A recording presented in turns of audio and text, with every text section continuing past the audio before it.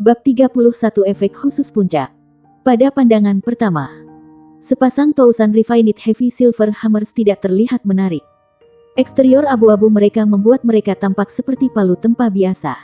Namun, setelah diperiksa lebih dekat, seseorang akan menemukan pola gelap seperti gelombang yang menutupi seluruh tubuhnya.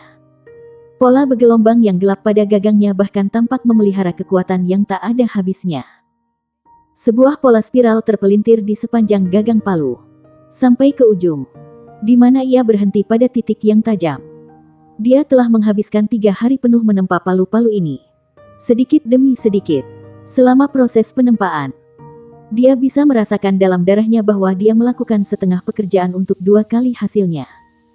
Meskipun dia bekerja dengan efisiensi seperti itu, masih butuh 3 hari penuh untuk menyelesaikan proyek. Selesai. Mari kita lihat apa efek khusus Tousan Refined, kata Mang Tian kepada Tang Wulin. Bahkan pandai besi master seperti Mang Tian memiliki mata hamil. Tang Wulin mengangguk dan mencengkeram sepasang 1000 palu perak berat halus di tangannya. Dia sudah melakukan serangkaian pengukuran setelah menempa mereka. Palu di tangan kirinya berbobot 152 kg sementara palu di tangan kanannya berbobot 166 kg. Meskipun palu ini tampak kecil, bobotnya pasti bisa digambarkan dengan menggunakan satu kata, mencengangkan. Saat Tang Wulin memegang gagang berpola spiral, dia bisa merasakan kekuatan jiwa di tubuhnya melonjak maju. Dalam sekejap, kekuatan jiwanya terhubung dengan 2 palu. Meskipun peningkatan kekuatan Tang Wulin tidak kecil dengan ukuran apapun, itu tidak cukup untuk hanya mengandalkan kekuatan kasar ketika menempa palu ini. Bahkan jika dia memiliki kekuatan ilahi bawaan, masih ada batasan. Dia baru berusia 9 tahun. Ketika dia merasakan hubungan antara darahnya dan palu-palu ini, seolah-olah mereka menjadi sedikit lebih ringan. Selain itu, dengan penambahan kekuatan jiwanya, cengkeramannya pada kedua palu menjadi sangat stabil. Tang Wulin mengeluarkan sepotong logam dari tungku penempaan yang telah disiapkan sebelumnya. Setelah beberapa saat, matanya terfokus dan dia memberikan ketukan cahaya pada potongan logam dengan palu di tangan kirinya. Ding ding ding. 3 nada rapuh bergema. Tang Wulin berdiri di sana dengan bodoh sementara murid-murid Mang Tian berkontraksi sejenak. Coba lagi, kata Mang Tian dengan penuh semangat. Tang Wulin sekali lagi mengetuk potongan logam dengan palu di tangan kirinya. Ding ding ding.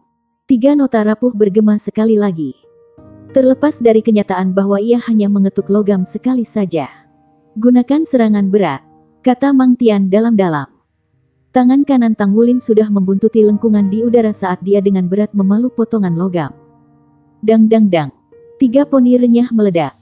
Karena serangan yang lebih kuat kali ini, Tang Wulin dan Mang Tian jelas dapat melihat bahwa saat palu melakukan kontak dengan bongkahan logam, 2 gambar buram mirip dengan 1000 palu perak berat halus telah muncul di belakangnya. 2 dan ekstra datang dari salinan hantu itu. Ini, Tang Wulin memandang ke arah Mang Tian dengan bingung. Mang Tian menatap kosong, hampir kehilangan suaranya saat dia berkata, efek Stack Hammers. Guru, apa? Palu bertumpuk. Mang Tian menatapnya dengan mata yang aneh. Kamu bocah. Kamu benar-benar monster kecil. Bahkan saya belum pernah memalsukan palu dengan efek Stack Hammers. Setelah beberapa nafas panik, Mang Tian mampu menenangkan dirinya. Mang Tian mengira bahwa Tousan Refinements pertama Tang Wulin akan memiliki efek khusus yang cukup bagus. Tapi dia tidak pernah menyangka bahwa itu akan benar-benar memalukan. Alasan pandai besi menggunakan pengorbanan darah untuk ribuan penyempurnaan pertama mereka adalah karena biasanya memiliki efek khusus yang baik. Dengan demikian, pengorbanan darah akan menghubungkan logam dengan pembuluh darah Anda dan mendorong efek khusus yang terbangun ke puncaknya. Akibatnya, hampir semua pandai besi akan memiliki karya Tousan Refined pertama mereka menjadi sepasang palu tempa yang akan mereka gunakan sepanjang hidup mereka. Tang Wulin adalah anak yang pintar. Jadi dia segera bisa memahami bahwa Mang Tian telah siap untuk memberikan potongan perak berat kepadanya saat dia mengeluarkannya. Tang Wulin tidak terlalu jelas tentang nilai tepat dari perak berat, tetapi dia mengerti bahwa itu sangat berharga. Terutama karena itu adalah sepotong besar dari heavy silver yang dimurnikan. Mang Tian melanjutkan. Ada beberapa efek khusus yang luar biasa yang dapat diproduksi oleh Tousan Refinements. Tetapi hanya efek yang benar-benar pas untuk penggunanya yang dapat dianggap sempurna. Saya sudah menjelaskan kepada Anda sebelumnya bahwa cetakan pertama dari logam 1000 refinite akan menjadi puncaknya. Setiap tempa berikutnya untuk mengubah bentuknya pasti akan menyebabkan kerusakan pada struktur internalnya, sehingga mempengaruhi kualitasnya. Akibatnya, sangat jarang penempaan logam pertama memiliki efek yang sesuai. Tang Wulin jelas mengerti arti kata-kata gurunya.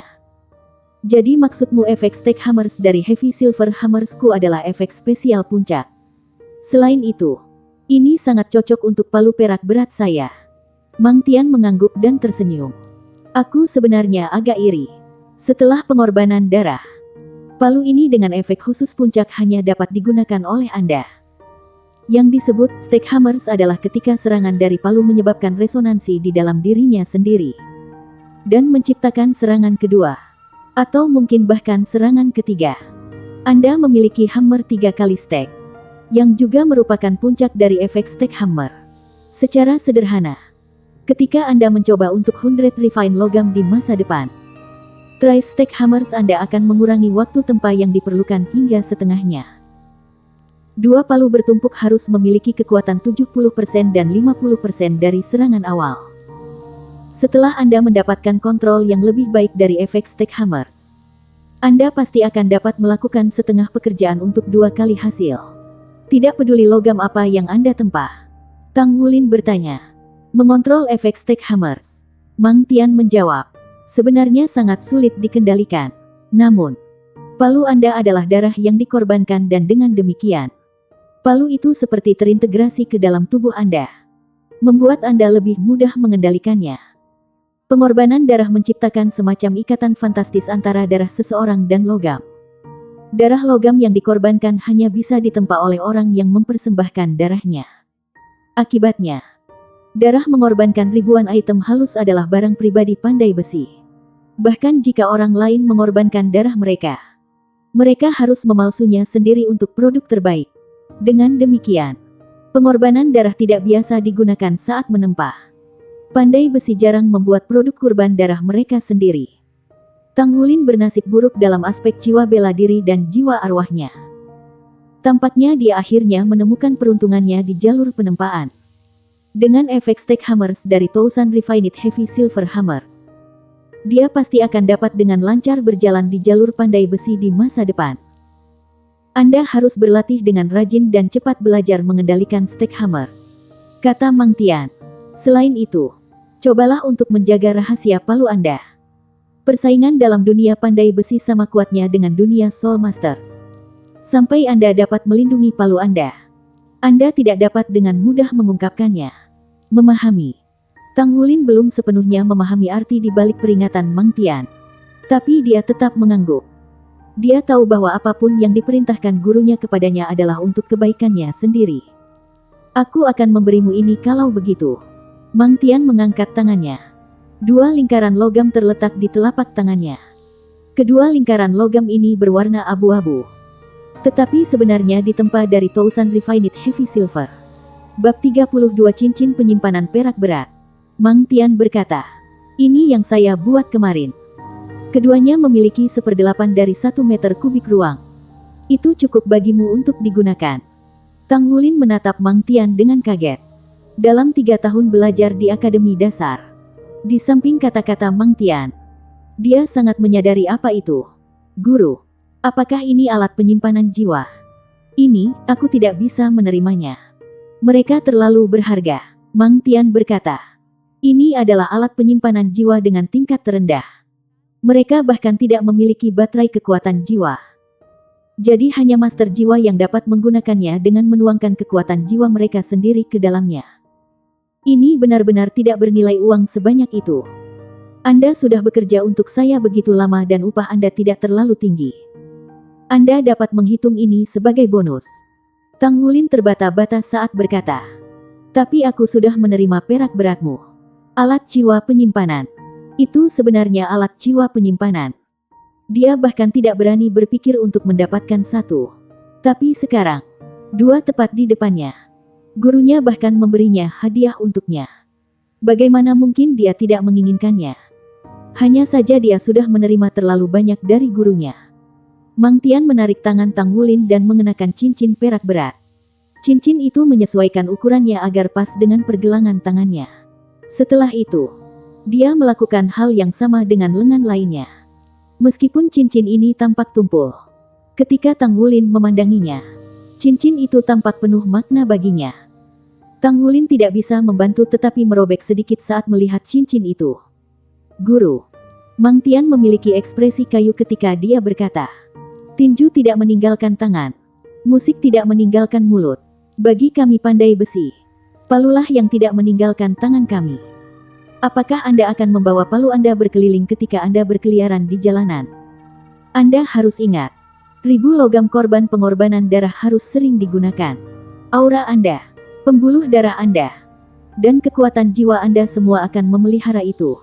Semakin lama Anda dengan itu, semakin kuat ikatannya. Jika Anda tumbuh cukup kuat di masa depan, itu bahkan mungkin mendapatkan efek penyempurnaan lain.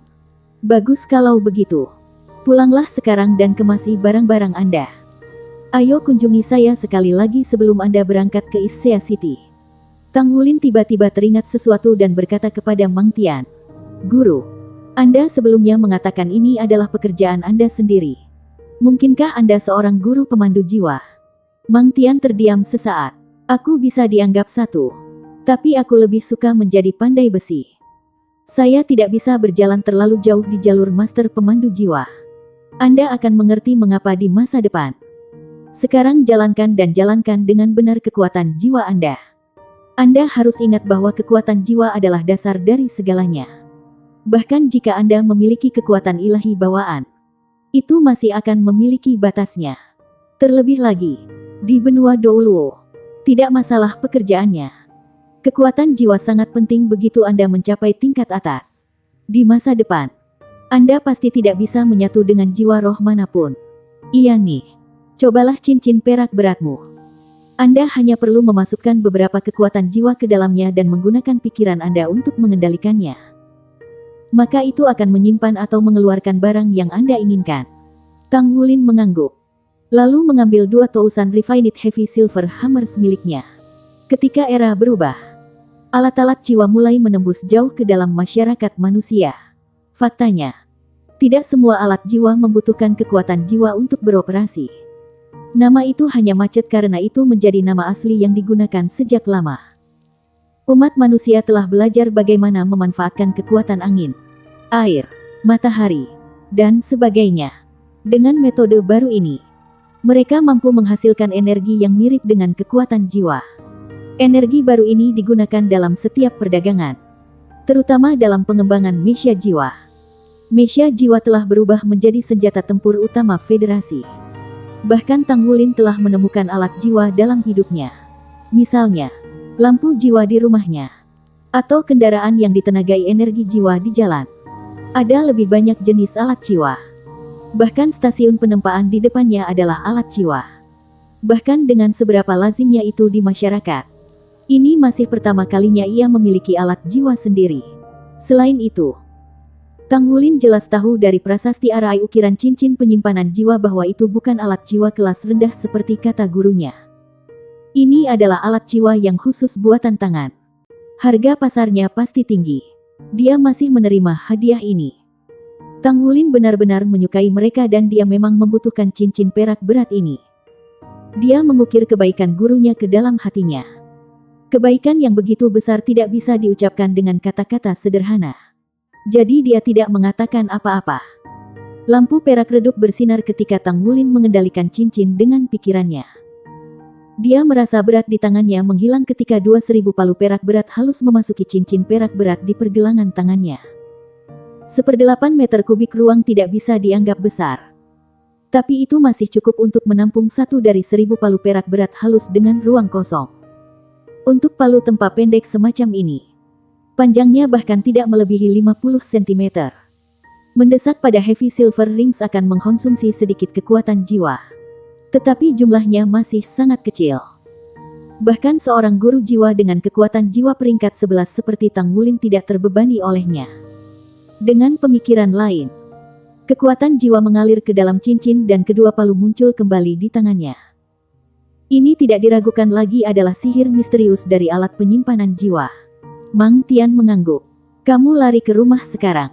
Ingat peringatan saya. Iya nih. Di jalan pulang, Tang Wulin praktis menikmati sukacita.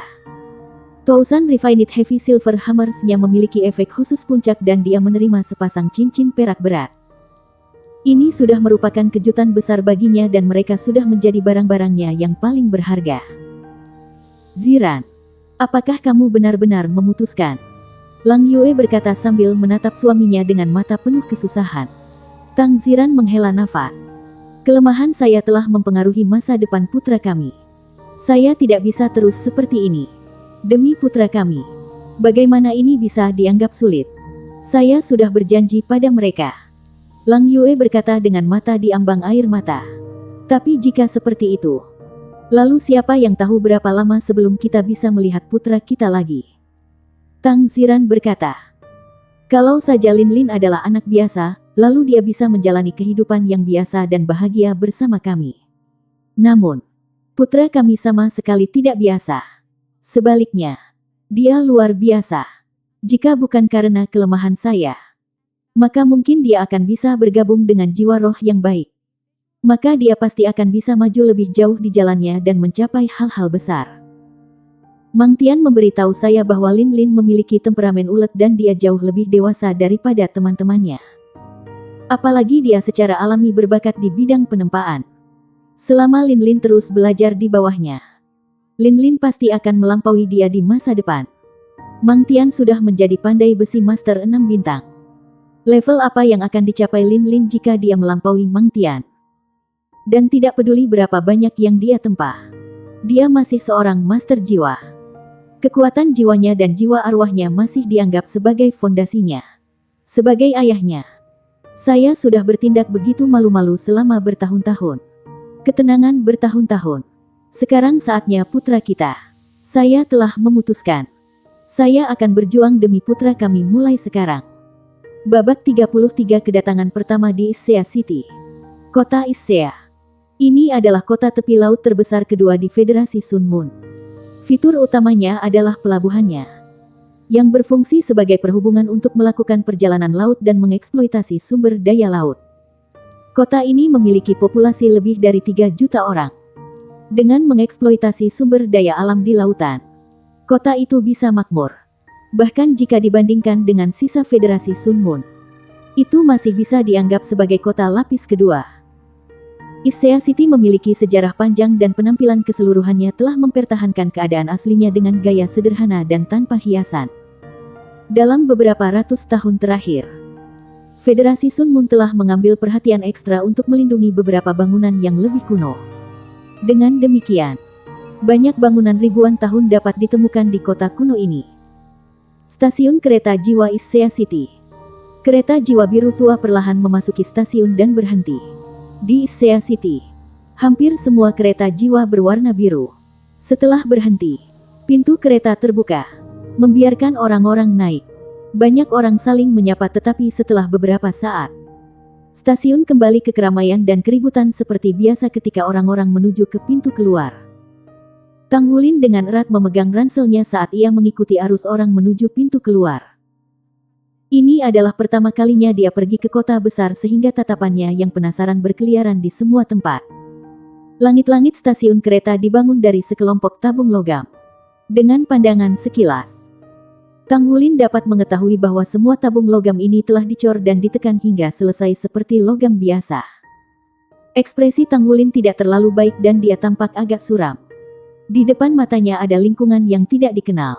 Tentu saja, anak berusia 9 tahun seperti dia pasti akan merasa agak takut dengan ini. Dia datang ke Issea City untuk menghadiri Issea City Academy. Dia mengira ibu atau ayahnya akan menemaninya ke sini. Tetapi ayahnya mengatakan kepadanya bahwa dia sudah besar, dan bahwa dia harus pergi dan mengalaminya sendiri. Setelah membelikannya tiket, mereka membawanya ke kereta jiwa dan melihatnya pergi. Ini adalah pertama kalinya Tang Wulin begitu jauh dari rumah. Bahkan setelah meninggalkan rumah, Lang Yue tanpa lelah mengajarkannya tentang berbagai hal. Pikirannya sudah kosong ketika dia tiba dan dia hanya bisa mengikuti arus orang keluar dengan wajah penuh kebingungan. Sementara dia mengikuti arus orang, tiba-tiba terbelah dua, memberi Tanggulin pandangan yang jelas pada mobil jiwa hitam di Poles yang diparkir di peron. Aliran orang telah terpecah untuk menghindari mobil ini. Meskipun dia tidak mengenali tipe mobil apa ini, dia bisa tahu dari luarnya bahwa itu benar-benar kelas atas. Tubuh mobil itu ramping dan ramping. Keempat rodanya memiliki jejak ulat. Sepertinya itu adalah kendaraan segala medan. Di samping pintu mobil berdiri dua pria berjas hitam yang mengintip ke kerumunan. Ketika Tanggulin mendekati mobil, kedua pria itu menemukan target mereka. Salah satu pria berjalan ke arah Tanggulin dengan langkah besar dan dengan hormat memanggil, "Tuan muda." Secara alami, alamat ini tidak ditujukan pada Tanggulin. Sementara dia mencari-cari tuan muda ini, seorang pemuda keluar dari belakangnya. Pemuda ini terlihat seumuran dengan penampilannya. Dia berpakaian biru dari ujung rambut sampai ujung kaki dan berambut coklat pendek. Ketika Tanggulin berbalik untuk melihat, pemuda itu sudah berjalan melewati sisinya. Jadi Tanggulin hanya bisa melihat sekilas sisi wajahnya. Kulit putih cerah, hidung lurus, mata yang sedikit cekung, bulu mata panjang yang sedikit melengkung dan mata berwarna hijau tua. Tepat pada saat itu, Tanggulin didorong dari samping dan tersandung ke bahu tuan muda itu. Dengan terhuyung mundur dari tabrakan, pemuda itu menangkap dirinya dan tiba-tiba berbalik ke arah Tanggulin. Pemuda itu tampan tetapi Tanggulin jelas bisa merasakan bahwa ia memiliki temperamen yang dingin dan sombong. Ekspresi pemuda itu masam, tetapi setelah sekilas, dia terus berjalan menuju mobil jiwa. Ekspresinya bukan sikap acuh tak acuh terhadap pelakunya, melainkan ekspresi menghina. "Maafkan saya," kata Tanggulin buru-buru. Pria yang telah melangkah maju untuk menyambut tuan mudanya mengangkat tangannya dan mendorong Tanggulin pergi kembali ke kerumunan, hampir menyebabkannya jatuh. "Berhati-hatilah, kamu udik," pria berkulit hitam itu berkata dengan keras sebelum mengikuti pemuda ke mobil.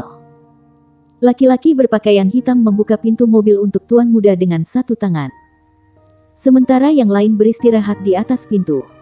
Pemuda itu tidak berbalik sekalipun, dan langsung memasuki mobil.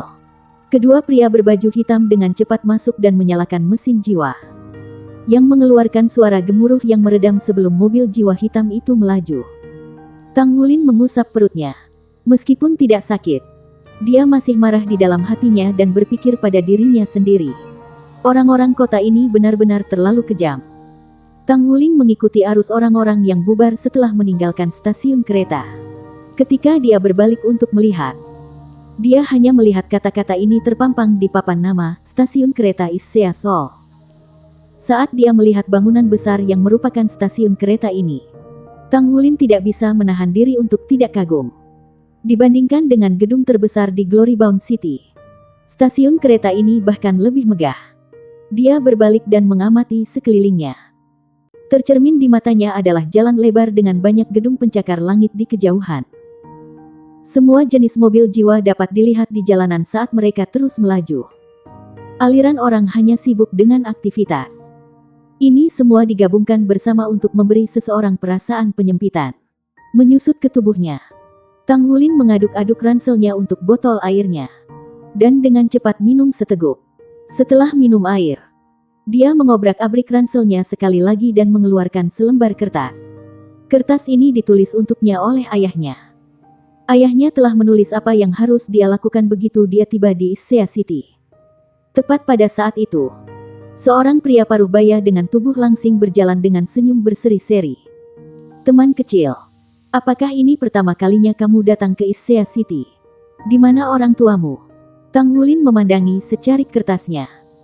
Hal pertama yang dikatakan surat kabar itu adalah, jangan mempercayai orang asing dengan mudah. Dia mengangkat kepalanya dan melirik pria paruh baya itu sebelum menggelengkan kepalanya. Tanpa berbicara dengan pria itu, dia dengan cepat berjalan pergi. Arah yang dia tuju memiliki menara dan di atasnya tertulis penegakan hukum administratif. Tanggulin bertanya kepada dua petugas berseragam saat ia mendekati menara. "Halo, Paman. Petugas polisi. Bisakah Anda memberitahu saya di mana bus reguler ke Akademi Issea?" untuk ISEA Academy yang terkenal.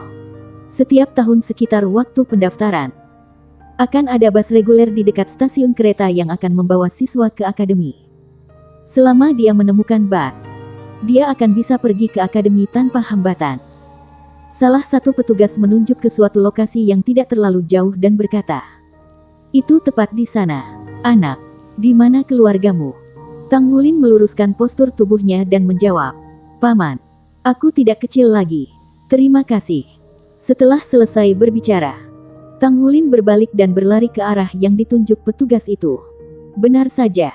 Setelah melewati kerumunan orang, Tang Wulin melihat tanda dengan kata-kata putih di latar belakang biru yang bertuliskan Akademi ISEA. Di bawah papan terdapat sebuah kursi.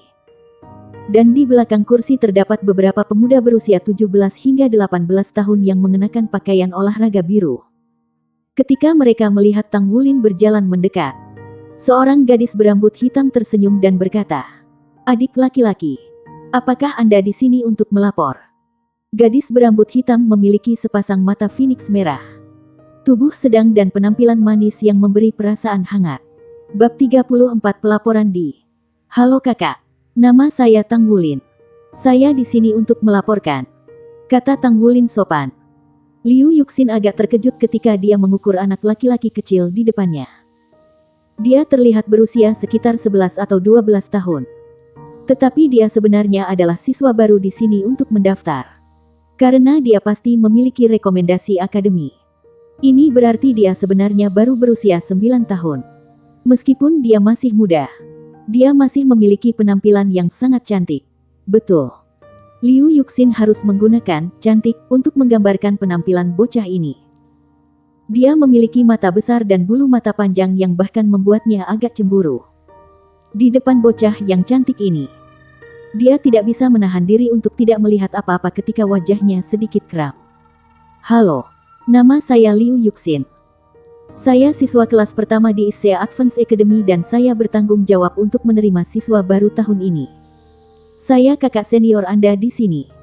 Datang dan isi formulir ini dan setelah itu, tunjukkan surat rekomendasi Anda dari Akademi Dasar Anda." Liu Yuxin memberikan formulir kepada Tang Wulin. Tang Wulin sedikit rileks di hatinya ketika dia melirik ke arah kakak senior di depannya. Liu Yuxin menyaksikan Tang Wulin mengisi formulir, dan tidak bisa menahan diri untuk tidak membacakannya ketika dia melakukannya. Tang Wulin, 9 tahun. Lulus dari Akademi Dasar Gunung Merah Kota Glorybound. Peringkat 11 Sistem Tanaman Soul Master. Jiwa bela diri, Blue Silver Grace. Ah, jiwa bela dirimu adalah Blue Silver Grace. Tang Wulin mengangguk. Liu Yuxin tersenyum manis. Untuk dapat mencapai peringkat 11 di usiamu dengan jiwa bela diri seperti Blue Silver Grace, itu benar-benar tidak mudah sama sekali. Ketika dia tidak mendengar penghinaan yang biasa dalam kata-kata kakak perempuan senior ini, Tang Wulin memperoleh kesan yang jauh lebih baik darinya. Dia menggaruk kepalanya saat berkata, "Kakak perempuan, Anda bahkan akan mengenali jiwa guru yang memiliki rumput blues untuk jiwa bela diri." Liu Yuxin tersenyum.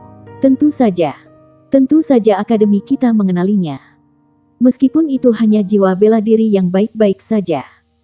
Soul Master telah berkembang selama beberapa puluh ribu tahun sampai sekarang. Jiwa bela diri tidak sepenting dulu di zaman kuno. Anda pasti dapat memperbaikinya dengan jiwa roh dan lebih jauh lagi. Anda akan menemukan bahwa jiwa bela diri tidak akan begitu signifikan di tahun-tahun Anda. Yang lebih penting adalah peringkat kekuatan jiwamu dan bakatmu dengan Mesha. Setelah semua, Mesha dapat mengubah master jiwa dengan jiwa bela diri biasa menjadi pembangkit tenaga listrik. Jadi, Anda harus berkultivasi dengan baik, adik. Di masa depan Anda juga bisa memanggil saya senior suster. Terima kasih, kakak senior. Tang Wulin dengan sepenuh hati mengucapkan terima kasih kepada kakak perempuan yang cukup senior ini. Kata-katanya telah menghilangkan banyak kekhawatiran Tang Wulin saat pertama kali tiba di kota besar. Liu Yuxin memeriksa surat rekomendasi Tang Wulin sebelum menyetelnya dan mengembalikannya kepadanya bersama dengan plakat logam kecil. Kenakan plakat logam ini di lehermu sebagai bukti bahwa kau telah diterima di akademi saat sampai di gerbang.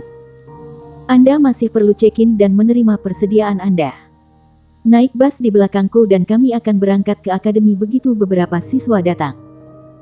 Tang Wulin mengucapkan terima kasih sekali lagi dan menyapa yang lain saat dia berjalan ke bus besar. Seorang siswa kelas atas dari Issea Academy yang berdiri di samping Liu Yuxin melirik Tang Wulin ketika mulutnya bergerak. "Yuxin, apa yang kamu katakan itu ugal-ugalan?" Dia sudah memikul beban yang begitu besar dengan jiwa bela dirinya menjadi Blue Silver Grace. Itu adalah jiwa bela diri sampah dan tidak seperti semua jiwa bela diri Blue Silver Grace memiliki garis keturunan dari Raja Blue Silver senior kami. Liu Yuxin menatapnya dengan mata terbelalak. "Kamu tidak bisa mendiskriminasi saudara junior kita. Dia baru berusia 9 tahun dan dia bisa mengolah rumput Blue Silver-nya ke ranah master jiwa. Bagaimana Anda tahu jika rumput Blue Silver membawa silsilah seorang raja atau tidak? Jangan menipu yang lebih muda dari Anda. Pernahkah Anda mendengar hal itu sebelumnya? Siapa yang tahu jika saudara kita yang junior akan menjadi putra surga yang bangga di masa depan?" Tang Wulin belum mendengar kata-kata itu. Kalau tidak, dia akan melihat kakak senior ini lebih baik. Bus Akademi Issea sangat lebar dan dapat menampung 50 orang. Sudah ada beberapa di bus. Beberapa dari mereka adalah teman sebayanya. Sementara yang lain adalah orang dewasa. Jelas mereka adalah orang tua yang datang untuk menemani anak-anak mereka untuk melapor. Jejak rasa iri melintas di mata Tang Wulin. Bahkan jika tekadnya melebihi rekannya. Dia masih anak yang baru berusia 9 tahun pada akhirnya. Bagaimana mungkin dia tidak ingin ibu dan ayahnya menemaninya di sini? Dia duduk di kursi dekat jendela dan mengintip untuk mengamati kota yang tidak dikenalnya saat dia memeluk tangannya dengan erat. Disinilah dia akan tinggal mulai sekarang. Setelah menemukan bus Akademi Issea, sebagian besar kegugupannya telah hilang. Namun, dalam lingkungan baru yang aneh ini, ia masih merasa tersesat dan tak berdaya seperti sebelumnya. Dia masih ingat dengan jelas kata-kata bermakna dan sepenuh hati yang dikatakan ayahnya sebelum dia pergi. "Lin Lin, Anda harus ingat bahwa di dunia ini, satu-satunya orang yang dapat Anda percayai dan andalkan adalah diri Anda sendiri. Tidak peduli apapun kemunduran yang Anda temui, atau masalah buruk yang Anda hadapi. Anda harus bertanya pada diri sendiri apakah ini hanya karena Anda tidak cukup kuat." Ketika kata-kata ini diucapkan kepada seorang anak berusia 9 tahun, mereka memiliki dampak yang mengejutkan. Setelah berpisah dari ibu dan ayahnya, dia hanya bisa mengandalkan dirinya sendiri sekarang. Dia menunduk dan mengintip ke bawah ke cincin perak berat yang tampak sederhana di pergelangan tangannya. Cincin awalnya memiliki ruang ekstra yang bisa digunakan untuk barang bawaannya. Sebagai gantinya, Mang Tian menyuruhnya membawa Thousand Refined Tungsten Hammers di samping Thousand Refined Heavy Silver Hammers yang sudah dibawanya. Dengan hanya 1/8 meter kubik ruang, secara alami tidak akan ada banyak ruang tersisa setelah keempat palu itu. Tang Wulin menutup matanya dan beristirahat. Dia membahas kata-kata ayahnya dan gurunya sekali lagi dan berpikir, "Aku bisa melakukannya." Secara tidak sadar, dia telah mendapatkan kembali kepercayaan dirinya. Tang Wulin dengan cepat tertidur dalam keadaan linglung. Ketika bus mulai menuju ke akademi, Tang Wulin bangun dan melihat keluar jendela. Bus sudah penuh. Semua orang ditemani oleh orang tua mereka. Meninggalkannya satu-satunya yang duduk sendirian. Dia menyaksikan pemandangan di luar jendela berubah menjadi toko-toko yang berjejer di jalanan. Bus sedang bepergian di antara aliran kendaraan yang tak berujung. Urgensi dan aroma baja meresap ke atmosfer. Semua orang di jalanan sibuk. Paling tidak, itu berkali-kali lebih sibuk daripada jalan-jalan kota Glorybound. Sebuah bangunan megah terlihat setelah 20 menit perjalanan dengan bus. Di depan mereka ada tembok tinggi. "Kami sudah sampai di akademi. Silakan turun dari bus sekarang." Semuanya. Sebuah suara yang familiar datang dari depan. Menarik perhatian Tang Wulin. Adalah suster senior Liu Yuxin yang telah duduk jauh di depan. Dia menyapa semua siswa, bersama dengan orang tua mereka, yang datang untuk melapor. Ketika Tang Wulin buru-buru turun dari bus, Liu Yuxin langsung mengenalinya karena saudara juniornya telah meninggalkan kesan mendalam padanya. "Ah, itu benar. Tang Wulin. Ikut aku sebentar lagi." Bab 35 Teman Sekamar. Dinding di depan mereka tepatnya adalah bagian dari Akademi Issea. Tidak terlalu jauh adalah gerbang Akademi Batu Besar yang memberikan perasaan yang mengesankan. Issea Academy adalah akademi besar yang sebenarnya terdiri dari akademi menengah dan akademi lanjutan. Liu Yuxin adalah mahasiswa akademi tingkat lanjut. Seseorang tidak bisa berasumsi bahwa akademi menengah dan akademi lanjutan hanya satu langkah terpisah satu sama lain. Pada kenyataannya, keduanya memiliki segudang perbedaan di antara satu sama lain. Akademi menengah masih berada di bawah pendidikan wajib, sehingga tidak memerlukan biaya kuliah. Issea Academy adalah akademi Soul Master dan akademi menengah mengambil 2/3 dari total area. Di sisi lain, akademi lanjutan, yang hanya menempati 1/3 area, masih merupakan bagian terpenting dari akademi. Selama seseorang adalah seorang guru jiwa dan tinggal di wilayah yang lebih besar dari kota Issea, atau memiliki surat rekomendasi, orang akan dapat memasuki akademi menengah dan menerima pendidikan guru jiwa. Mereka akan belajar di akademi menengah selama 6 tahun. Setelah lulus, siswa kemudian dapat mengikuti ujian masuk untuk memasuki akademi Soul Master tingkat lanjut. Tetapi tidak lebih dari 1/10 dari pelamar yang lulus. Akademi lanjutan bukan bagian dari pendidikan wajib, sehingga serangkaian ujian yang ketat akan digunakan untuk menguji pelamar. Siapapun yang diterima di akademi lanjutan pasti akan dianggap elit. Jika dikatakan bahwa akademi dasar mengajarkan guru jiwa dasar dan pengetahuan jiwa bela diri, maka akademi menengah mengajarkan siswa bagaimana menggunakan pengetahuan ini dan arah yang mereka ambil untuk menumbuhkan jiwa bela diri mereka. Studi mereka masih belum benar-benar dimulai sampai mereka memasuki akademi lanjutan. Tang Wulin melewati pintu gerbang dan mulai berjalan di jalan lebar yang dibatasi pepohonan yang menembus halaman. Jalan itu ditaburi batu kapur, yang membuatnya tampak sederhana dan tanpa hiasan. Liu Yuxin tersenyum. Demi keselamatan semua orang, akademi tidak mengizinkan penggunaan kendaraan di dalam lahannya. Jika ada kendaraan yang memasuki halaman kampus, mereka harus segera pergi ke samping dan memasuki tempat parkir bawah tanah. Divisi akademi lanjutan ada di sisi barat, sedangkan bagian lain kampus adalah bagian dari akademi menengah. Berkat perkenalan kakak senior ini, Tang Wulin dengan cepat memahami bahwa akademi itu tidak sesederhana yang ia pikirkan. Gedung sekolah menengah akademi terletak di sisi timur halaman kampus. Itu adalah bangunan besar dengan total 12 lantai. Kakak kelas akan di lantai yang lebih tinggi sedangkan siswa yang lebih baru akan berada di lantai bawah.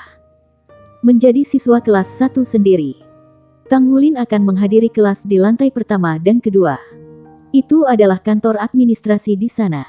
Pergi dan lapor masuk. Asramamu harusnya berada di belakang gedung sekolah. Jika Anda membutuhkan sesuatu di masa depan, datanglah ke akademi lanjutan dan temukan saya. Saya anak kelas 1 di kelas 1 di akademi lanjutan. Terima kasih kakak senior. Saat dia menatap saudara junior yang telah mengucapkan terima kasih berkali-kali padanya, Liu Yuxin tidak bisa menahan tawa dan tersenyum. Tidak perlu dikekang. Suasana di akademi sangat bagus. Semoga beruntung. Anda akan diberi kelas setelah Anda selesai melaporkan. Maka Anda akan diuji. Anda akan mendapatkan beberapa manfaat jika Anda berhasil dalam tes ini. Mata Tang Wulin mengikuti sosok Liu Yuxin yang sudah pergi sampai dia tidak bisa melihatnya lagi.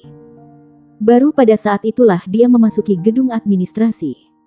Berkat rekomendasi dan plakat logam yang diberikan Liu Yuxin kepadanya, prosedur pendaftaran diselesaikan tanpa hambatan. 2 set seragam sekolah diberikan secara gratis, serta kunci asrama. Dia tidak akan menerima bahan pembelajaran apapun sampai kelas pertamanya. Dia telah ditugaskan di kelas 5 dari siswa kelas 1. Mulai sekarang, dia adalah siswa baru di Issea Academy. Tang Wulin menyapa semua orang saat dia berjalan melewati gedung sekolah. Dia segera tiba di asrama, yang hampir setinggi gedung sekolah karena juga berisi 12 lantai. Kamar asramanya berada di lantai 2. Nomor kamar 205. Koridor itu berisik dan berantakan karena banyak siswa baru yang melapor selama beberapa hari terakhir ini. Suara itu juga tidak terbatas hanya pada siswa baru. Orang tua yang menemani anak-anak mereka juga berkontribusi terhadap kekacauan. Setelah beberapa kesulitan, Tang Wulin dapat menemukan kamar asramanya.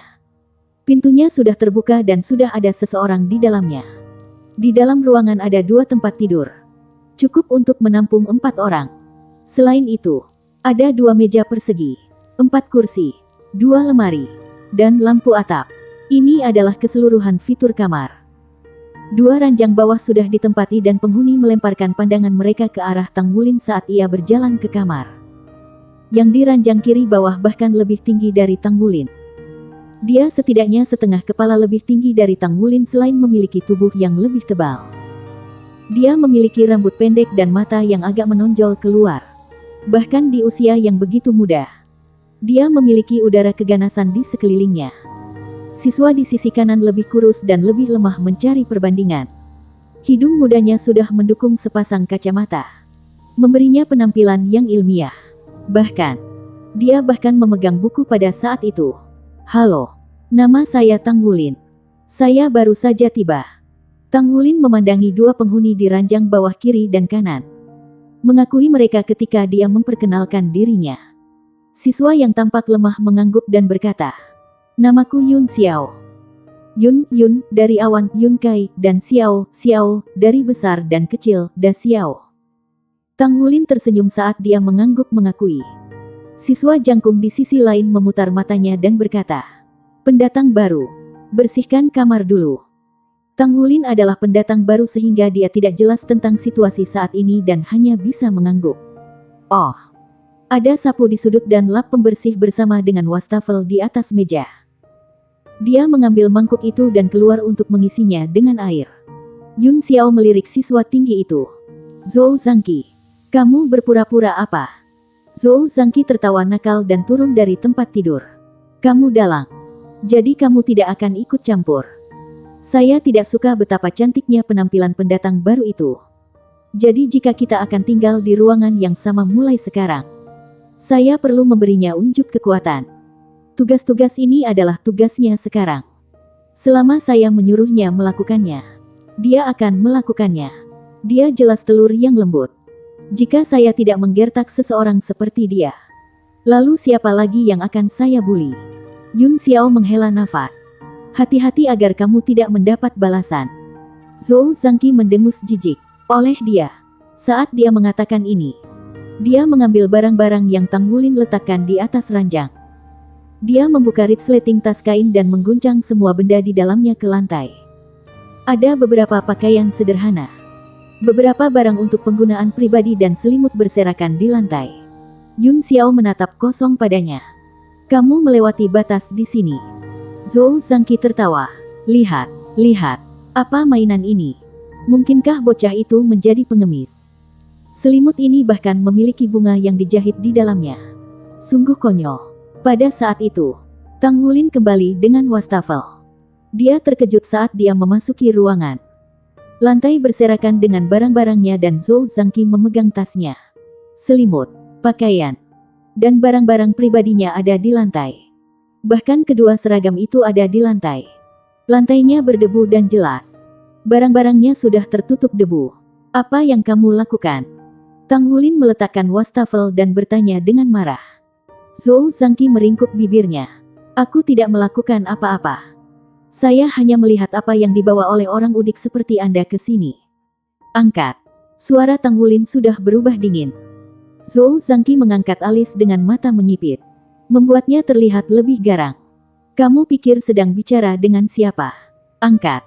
Suara Tang Wulin hampir menyeramkan sekarang. Zhou Zhangqi mengerutkan kening saat dia menatap Tang Wulin. Dia menginjak selimut, dengan paksa menggosoknya ke lantai. Tempat dia melangkah justru desain bunga yang dijahit ke selimut. "Dumbfounded." Tang Wulin hanya bisa bergumam. "Itu disulam oleh adik perempuanku." Bersambung.